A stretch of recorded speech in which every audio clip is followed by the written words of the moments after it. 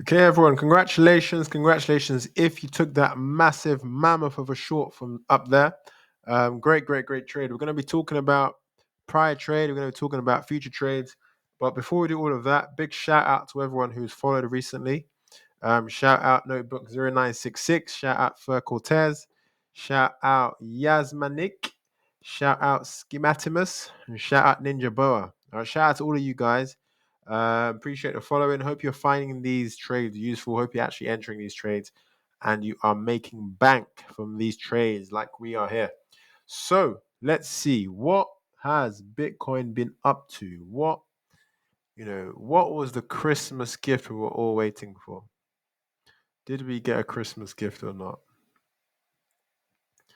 Did we get a Christmas gift or not? I think we did. We did. All right, but I can't quite find the recent trades for some reason. Is it down there? No, it's not. All right. Anyways, we'll go off of this, right? Okay. So the prior trade setup was. I'm gonna have one more go. Let's see if we can find that. No, we don't want UAUSD. We do not want UAUSD. What we do want is BTC USD.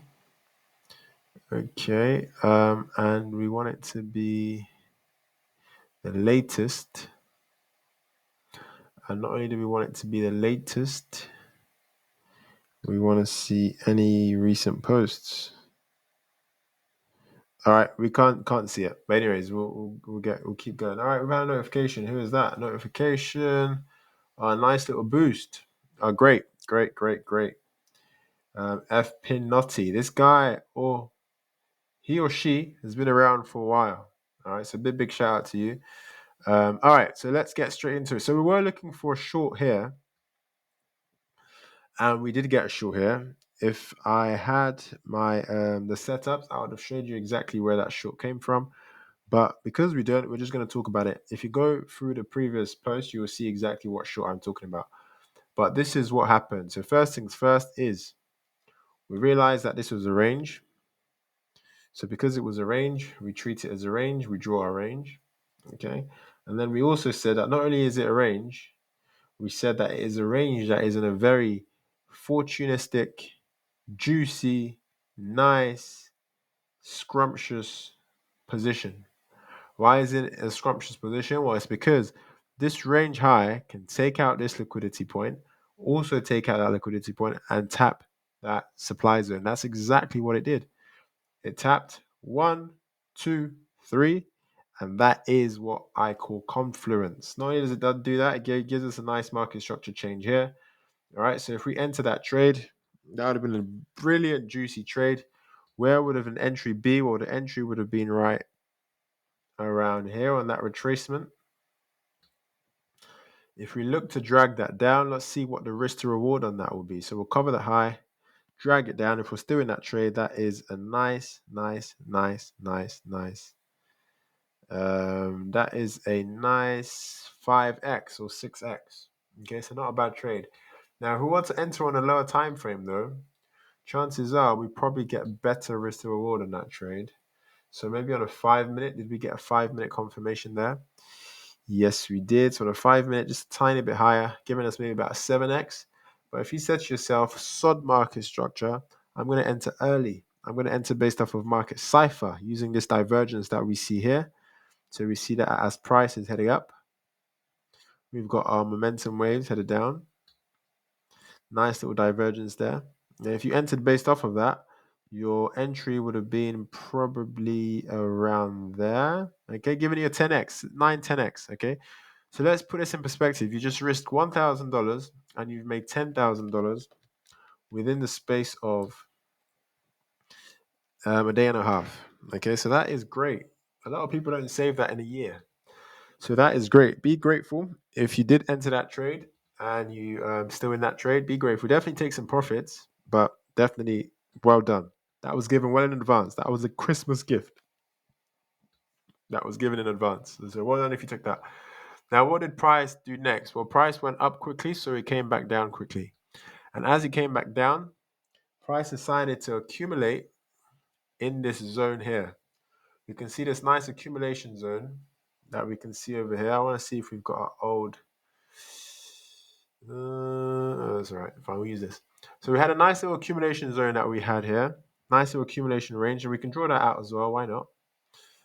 So we had an accumulation range that at the time did not look like that. At the time, it looks like this.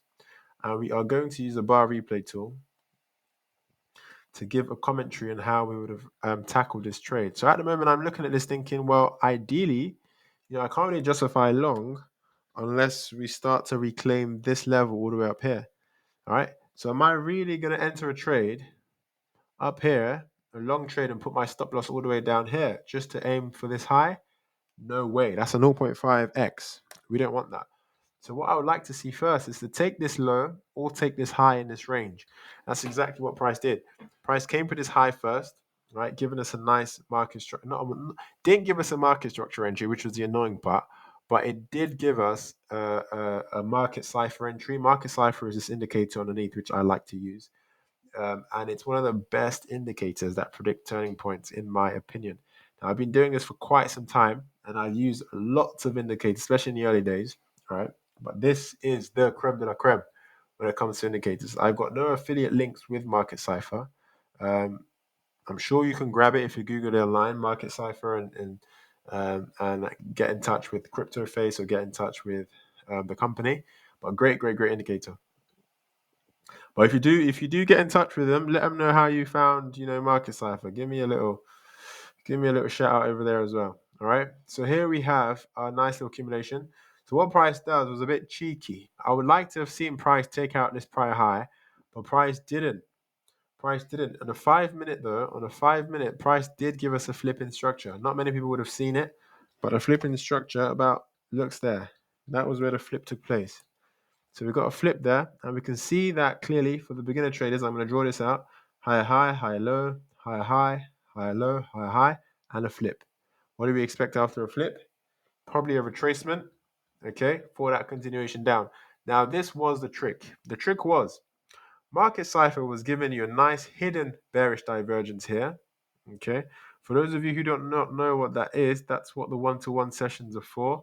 So you've got a nice hidden one-to-one bearish divergence there, where you've got the price rallying down and your momentum waves going high, creating higher highs. And not just that, you also had what you call an internal, or not what you call, what I call an internal bearish divergence here, okay? Where if we look at this clearly, we can see that price is going up there, price is coming down, momentum wave is coming down here, money flow is getting lower. So this is just screaming to me, short this, short this, short this, short this, all right? But price does do something cheeky. After this break of structure, you would expect to see a nice retracement, wouldn't you? Nice little retracement here so we can take that down to the range low. All right, that's what we would like to see. However, what did price do? Price said nope. Oh no, price said yeah. It did give you a nice retracement there. You see, it gave you a nice little retracement there, and it did give you a juicy risk reward on that one. All right, that would have given you a nice 11x. 11x. That is a great trade.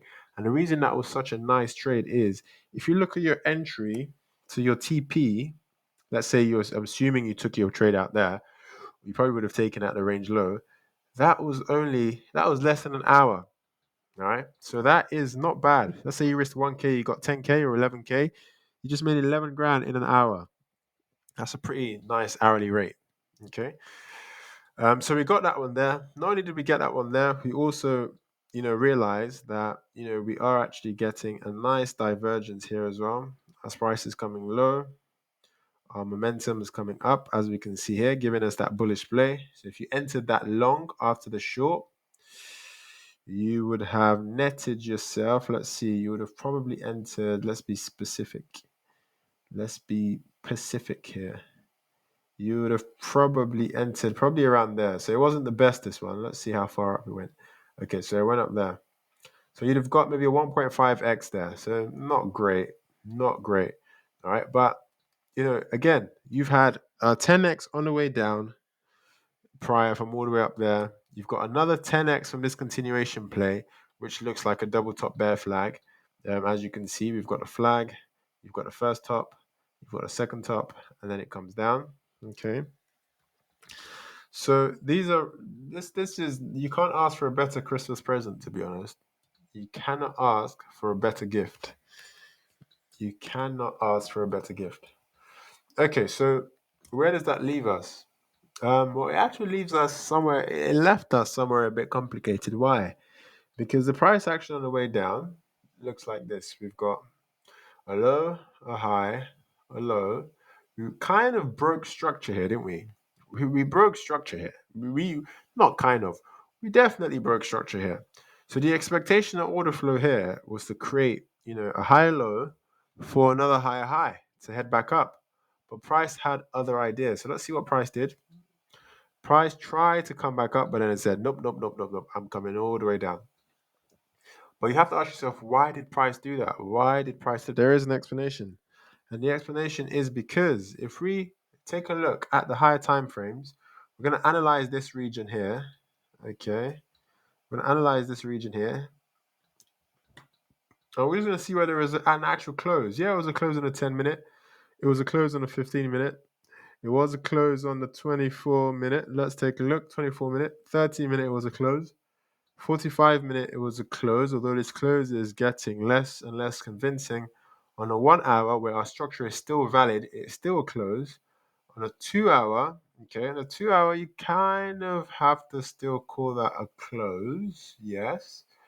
On the 3 hour, it's still a close. All right, so my point here is void. The point here is void. Now, the point here is void um, simply because this is a close all the way up to the higher time frames where we still have definite structure. However, if you do look on a 4 hour, let's see, okay, not the 4 hour, maybe the 8 hour, but you're scalping. What you do on the 8 hour? And the 8 hour, it was just a flush down. It was just a flush down, okay. But I would actually say, I'll be honest, I'm not going to sit here and lead you the wrong way. I'm going to be honest and say that was a difficult one to play. And this is what I and this is not very common with Bitcoin. It's more common with maybe when you're trading currencies, maybe GBP USD or Euro USD, where you have divergent market structure. What I mean by that is you have market structure doing that. You're creating this sort of micro. What's that instrument called? It's like a trumpet. It's kind of trumpet effect, all right, where your market structure is diverging. Okay, look at that nice or cone shape sort of effect. Look at that. All right, so that's what I mean. So you're creating something like that, and usually you see that when you have a flip in structure bearishly, as you can see here, followed by a flip in structure bullishly, followed by a flip in structure bearishly. That's where you get that nice, divergent structure. That's getting bigger and bigger with time. All right, it's not very common with Bitcoin, and it's annoying to trade, but it happens.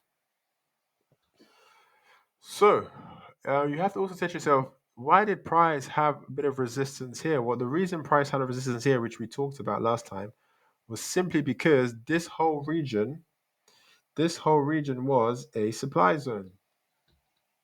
This whole region was a supply zone. It was a zone we were waiting for. We were waiting for that zone very patiently.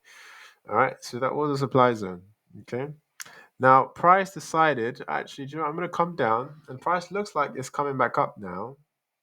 But what I'm going to do now is I'm going to fast forward and say what. Well, 1 second. I just want to check. I would like to check.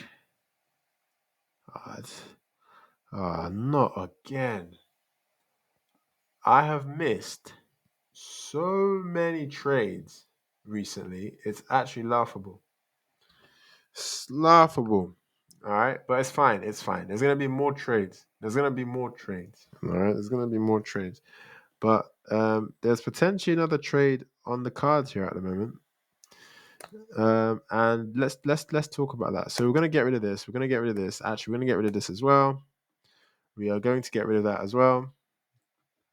And we're gonna, talk about where the next trade might come from, in my opinion.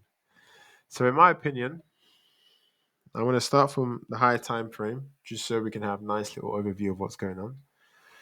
All right, in my opinion, this is what Price has done. Price has gone up from the black structural drawing, up, down, up, down, up.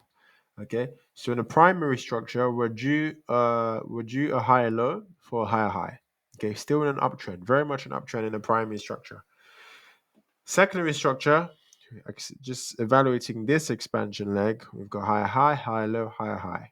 Okay, so yes, we can still come a little bit lower here, SFP this level, and still be due for a bullish play. So in that case, actually, that's where trade number one is going to come from, along from that point. Now, if that is to be a trade, I would like to see the penultimate wick tap into this zone here, this gray box, this zone that we have here. What supply zone is that? That's a 15-minute, demand zone. 15-minute plus a 5-minute demand zone. We have overlapping demand zones in there, and I would like to see price wick into it before I get that flipping structure. That will give me a nice trade. I think that will be a powerful move. That is trade number one.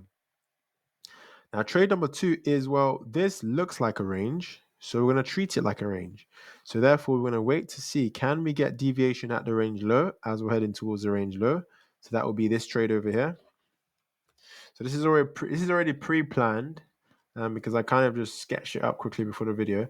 So this trade number one over here, all right? Now, trade number two, all right, is a deviation from the other extreme of this range, all the way up there. Okay, but we're quite a while away from there right now, so we're not really going to focus on that. So we're watching out for that right now. Yeah. Now, what else are you watching out for?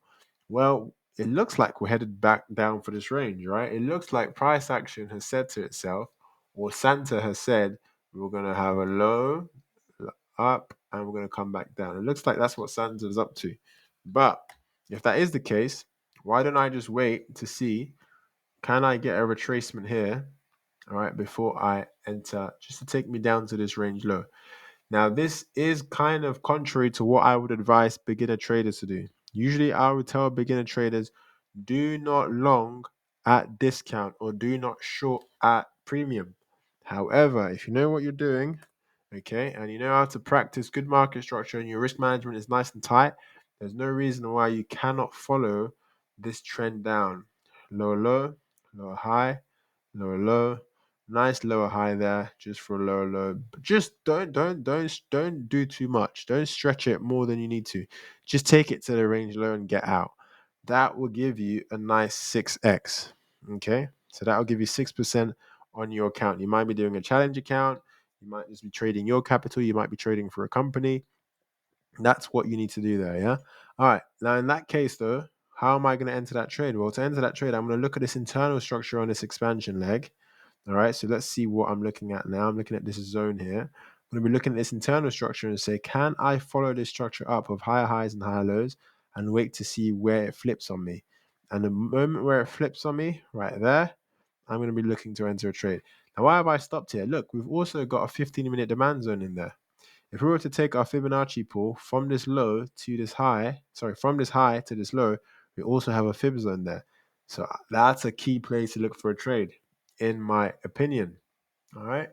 Nice little, bearish trade on the way just to move it down. So that's also another trade I'm looking out for. A bit more risky, a bit more, skill and practice to be able to execute that one. But it's a valid trade. Don't forget, we do have these zones up here. We have these zones, zone number one, zone number two up here. But what's going to be my issue with that zone? My issue with that zone is if we are to come all the way up here for these zones, unless it's a SFP of this high, all right, we're more than likely going to flip market structure bullishly. And if we flip market structure bullishly, yes, we could come down a bit, but it could just be a retracement for a continuation up. So be careful of these zones now, especially now that we've had another expansion leg or continuation pattern on the way down. But still, I'm going to leave that there just in case. We may just get a reaction there. All right. So that's what I'm looking out for as far as my trades go. So we have, just to summarize, that was nice and quick. We have long at the secondary low. We have a long at a secondary low. We have a long at this range low. We have a short from this internal range play. And we have a short from this internal range deviation. All right, so nice 4-5 trades to get you through the weekend. And these trades are what I would say the trade that have the highest predictive probability. These trades are the ones I will be setting my alerts for. So I've set an alert there. I've set an alert there. These are the trades I'll be watching. Now the question beckons: can we catch the long on the way up here? That's the question. Well. That's a good question. In order to do that, now,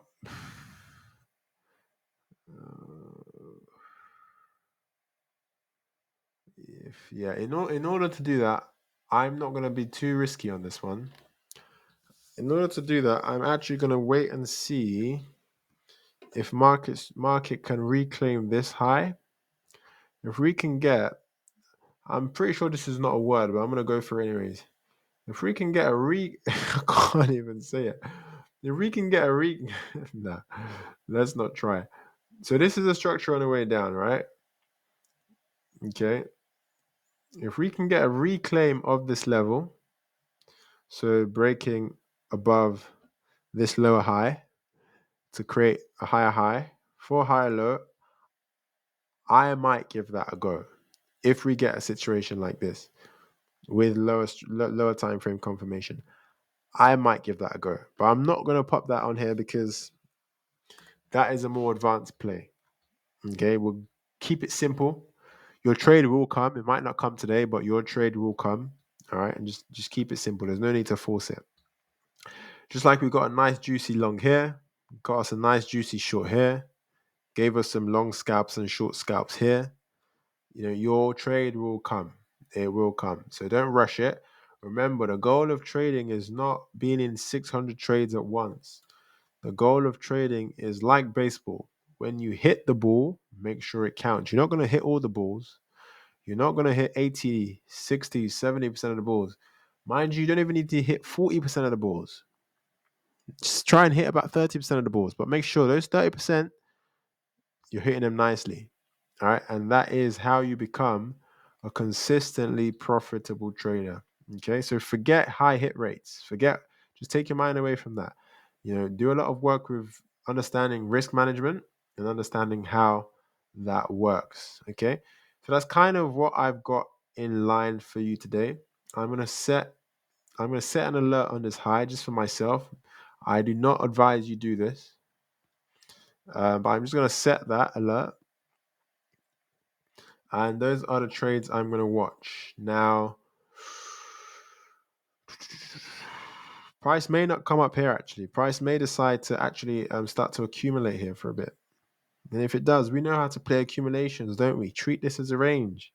Deviate the extremes. Wait for your flip. It's really that simple. Okay. So that's it. That's all we've got time for today. Don't forget, if you do want to, get one-to-one sessions, if some of this is not clear and you would like more clarification on this, remember that I can assist you one-to-one if you require. So don't forget to hit me up. Hit me up on the website, tradejournal.co.uk, and I'll be able to assist. All right.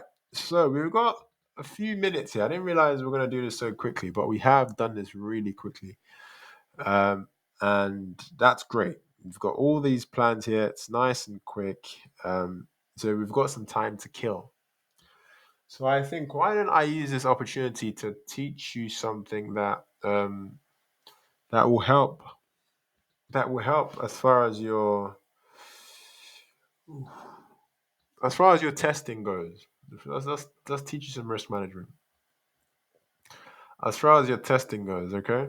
All right. So risk management is all about selecting the right position size first of all. So what you want to do first of all is understand, what am I risking per trade? Now this should be a percentage of your total equity. If you're trading with a 100k account, okay, so let's say you've got a 100k account, all right, you shouldn't really be risking more than 1%. So you have to ask yourself, what is 1% of 100k? Well, 1% of 100k is simply $1,000. This is what you need to be putting per trade. Okay, don't fool yourself. And there's a reason for this. It's not just because people love slow money It's not because people love trading so much they want to elongate the process. It's not that. There is a reason for this. In a similar way, if you're trading, okay, for a beginner trader, you're probably not trading a 100K account, right? You're probably saying that you're probably trading 1K. You're probably saying, yeah, okay, let's create a new one. You're probably trading 1K. And if you're trading 1K, how much should you be risking per trade?